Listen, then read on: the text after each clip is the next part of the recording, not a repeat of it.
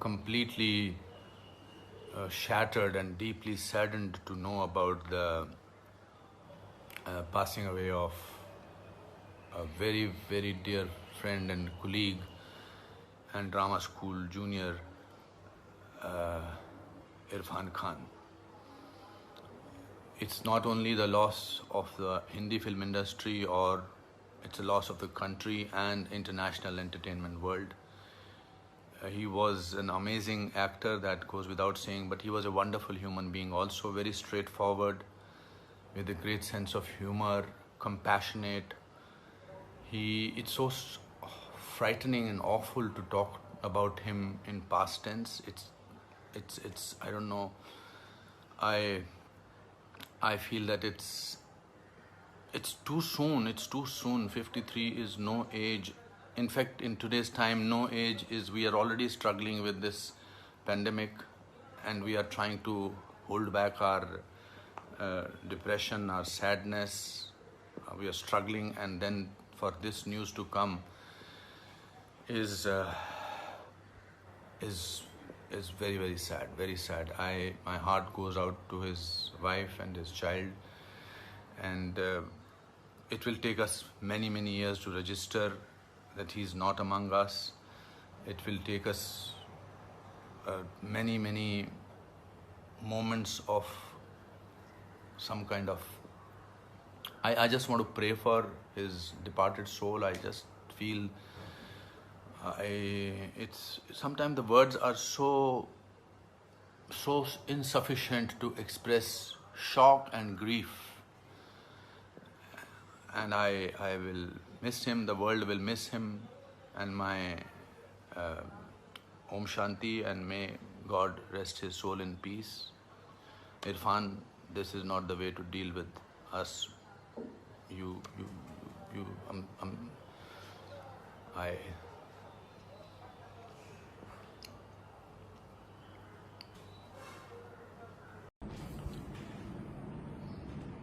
इरफान खान जो भारत के एक महान कलाकार थे, आज उनका इंतकाल हो गया, और ये हमारे लिए एक बहुत ही दुख की घड़ी है।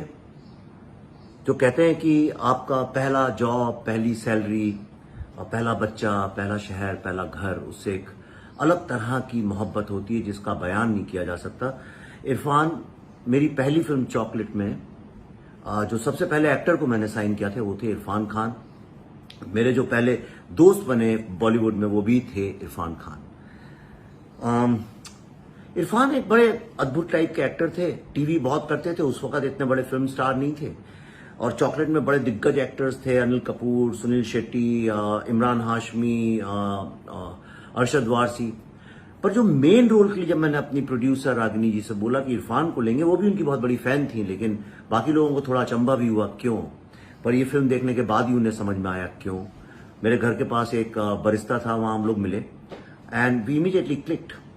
इरफान की जो मजे की बात ये थी कि इरफान जब एक्टिंग करते थे तो पता ही नहीं चलता था कि शॉट दे रहे हैं। एक बार उनका अनिल कपूर जी के साथ सीन चल रहा था, हम लोगों ने रिहर्सल किया, और जब टेक हुआ तो अनिल जी ने कहा, अरे कट कट कट कट, अरे यार शॉट चल रहा है, तू डायलॉग तो बोल। तो उसने बोला, मैंने बोला तो। कहले, नहीं बे, डायलॉग बोल। इरफान ने कहा, मैंने बोला तो। और तब लोगों को धीरे धीरे समझ में आया कि इनकी जो एक्टिंग की स्टाइल इतनी नेचुरल है कि आपको पता ही नहीं चलता है कब रिहर्सल कर रहे हैं और कब ये शॉट कर रहे हैं। इरफान की जो सबसे महान बात थी कि he was an original actor. कोई भी दुनिया में टेम्पलेट उसने फॉलो नहीं की, बहुत स्पॉन्टेनियस, इंस्टिंक्टिवली लगता था काम कर रहा है, लेकिन इरफान बहुत मेहनत करता था अपने रोल्स के ऊपर, उसमें घुस जाता था, लड़ाई करता था, झगड़े करता था। आज भी मुझे याद है जब उस वक्त बड़े बड़े स्टार्स थे, he was not a big star, पर जब थोड़ी सी कोई लाउड एक्टिंग करता था या फिल्मी एक्टिंग करता था, मुझे अच्छे से याद है इरफान यूं पांव पटकते थे जोर से। तो जब भी कोई लाउड एक्टिंग होती थी, मैं इरफान की तरफ देखता था, उन्होंने अगर पांव पटका तो मतलब वो शॉट फिर से लेना चाहिए, वो फिल्म के अनुरूप नहीं है। मुझे ये कहते हुए थोड़ा अजीब सा लग रहा है कि ही वोंट बी देयर, ये यकीन नहीं आता, लेकिन कलाकार मरते नहीं। Irfan, you are alive in people's hearts and memory. तुमने एक ऐसा स्कूल ऑफ एक्टिंग शुरू किया है जो बड़े दिनों तक लोग याद रखेंगे। तो अलविदा मेरे दोस्त। याद रखूंगा। तुमने अपनी लाइफ का जो आखिरी शॉट है वो भी इतना नेचुरली कर दिया कि पता ही नहीं चला। खुदा हाफिज, ख्याल रखना। Will see you. इरफान भाई, जीवन में कबड्डी तो बहुत हैं, कभी उतार की कबड्डी, कभी चढ़ाव की कबड्डी, लेकिन जिंदगी में जब मैच ऑन रहता है तो उम्मीद हमेशा कायम रहती है कि जीवन की कबड्डी में हम जीतेंगे। लेकिन जीवन की कबड्डी के मैच को बीच में ही छोड़कर चले जाना, फिर कभी ना आने के हिसाब से, ये बड़ा दुखदाई है। इरफान भाई, आपकी पुनरावृत्ति नहीं हो सकती, आपको हम लोग कभी नहीं भूल पाएंगे। लव यू इरफान भाई। जैसा कि हम सब जानते हैं, एक्टिंग के बादशाह, हॉलीवुड और बॉलीवुड के कलाकार इरफान खान साहब का देहांत हो गया। बहुत कम समय में, बहुत कम उम्र में। इरफान भाई, आपसे हम बहुत नाराज़ हैं, बहुत नाराज़।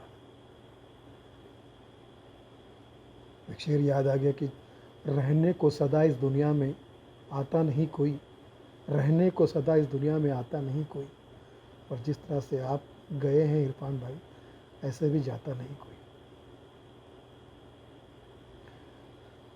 ये न्यू एज सिनेमा, जिसको वो लोग आम आदमी की छवि कह रहे हैं, उसकी शुरुआत करने वाले आज नवाजुद्दीन सिद्दीकी जैसे बड़े कलाकार उसको आगे बढ़ा रहे हैं। इसकी शुरुआत आपने की थी। कलाकारों का रेंज जहाँ ख़त्म हो जाता वहाँ आप शुरू होते थे, वहाँ शुरू होते थे। और समय भी ऐसा चल रहा है लॉकडाउन का कि आपके दर्शन तक नहीं कर पा रहे हम, अंतिम दर्शन तक नहीं कर पा रहे। ये एक चाहने वालों के लिए, एक फ़ैन के लिए और क्या तकलीफ़ हो सकती है। तन मन धन और फन का लॉस हुआ है इस लॉकडाउन में हमारा, इरफान भाई का। आपकी फ़िल्म इंग्लिश मीडियम रिलीज़ हुई थी, लॉकडाउन शुरू हो गया, थिएटर तक पहुंची नहीं थी कि लॉकडाउन शुरू हो गया।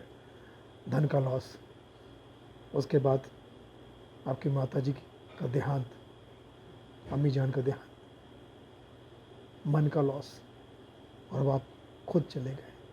आप माताजी के दर्शन नहीं कर पाए थे और अब आप खुद चले गए। तन का लॉस, और हम सब चाहने वालों के लिए फ़न का लॉस। हम भी आपके दर्शन नहीं कर पा रहे।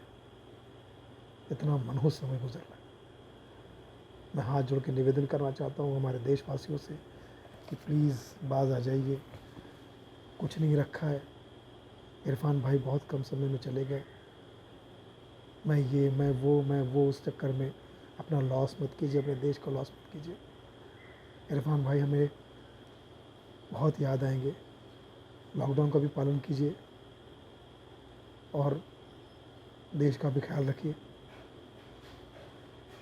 आज लॉकडाउन की मनहूसियत की वजह से हम इरफान भाई के दर्शन नहीं कर पा रहे, अंतिम दर्शन नहीं कर पा रहे। मैंने बहुत कोशिश की परमिशन मांगने की, कहीं से परमिशन नहीं मिली, मुझे परमिशन नहीं मिली। इरफान भाई, आप हमेशा हमारे दिल में रहेंगे।